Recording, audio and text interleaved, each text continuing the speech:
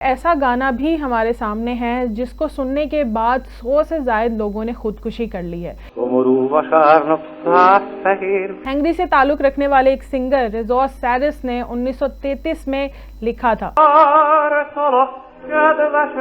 ये गाना इतना गमज़दा था कि जो भी इसको सुनता था वो खुदकुशी पर आमादा हो जाता था। गाने को मशहूर कर दिया गया कि ये एक सुसाइड सॉन्ग है और इसको ग्लोमी सुसाइड सॉन्ग के नाम से भी जाना जाने लगा।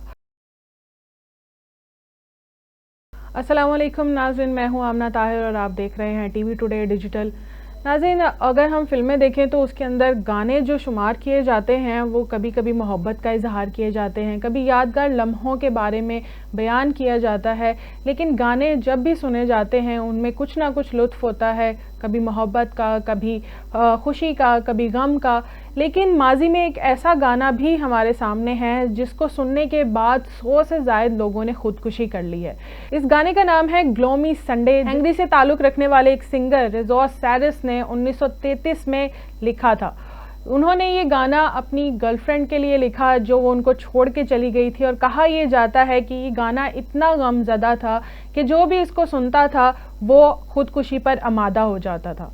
पहले 1935 में जब इसको लिखा गया और इसके बारे में इसको शाया करने की कोशिश की गई तो गुलकारों ने इनकार कर दिया कि हम ये गाना नहीं गा सकते। लेकिन बिल आखिर इसको जब प्रेजेंट किया गया और इसको गाया गया तो इसके बाद सुनने वाले लोगों की मौत की या उनकी खुदकुशी में इजाफा होता नज़र आया। शुरू में 17 की तादाद में लोगों ने खुदकुशियाँ की और कहा यह जाता था रिपोर्ट के मुताबिक कि जब ये गाना चल रहा होता था उस वक्त वहीं पर वो लाश मौजूद होती थी, या जो लोग खुदकुशी करते थे तो उस वक्त ये गाना ही उनके मोबाइल फ़ोन या उनके इर्द गिर्द कहीं ना कहीं ज़रूर चल रहा होता था। इस वजह से इस गाने के ऊपर 1941 में पाबंदी भी लगा दी गई और इस गाने को मशहूर कर दिया गया कि ये एक सुसाइड सॉन्ग है और इसको ग्लोमी सुसाइड सॉन्ग के नाम से भी जाना जाने लगा।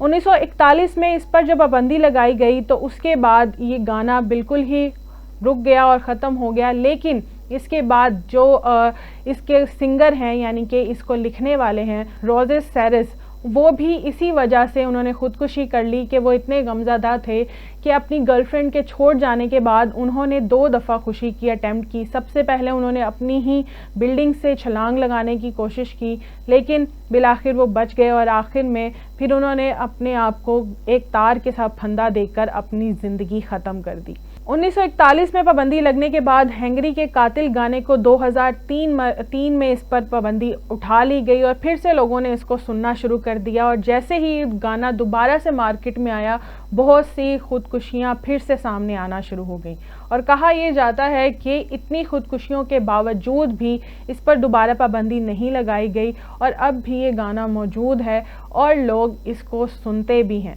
इतनी रिपोर्ट के मुताबिक इस गाने को 28 ज़ुबानों में और 100 से ज़ायद गुलकारों ने इसको गा लिया है। अभी भी लोग इसको बहुत खुशी से सुनते हैं क्योंकि ये गमज़दा गाना है और जिस तरह से आजकल हमारी यूथ का दिल टूटा हुआ है उनके लिए शायद ये गाना काफ़ी मुफीद हो सकता है। लेकिन इसको सुनने के बाद खुदकुशी करने की कोशिश बिल्कुल मत कीजिएगा।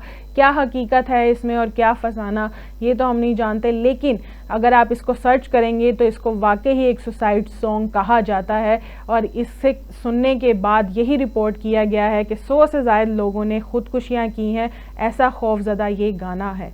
आप इस हवाले से क्या कहेंगे? अपने फीडबैक से ज़रूर आगाह कीजिएगा। अल्लाह हाफ़िज़।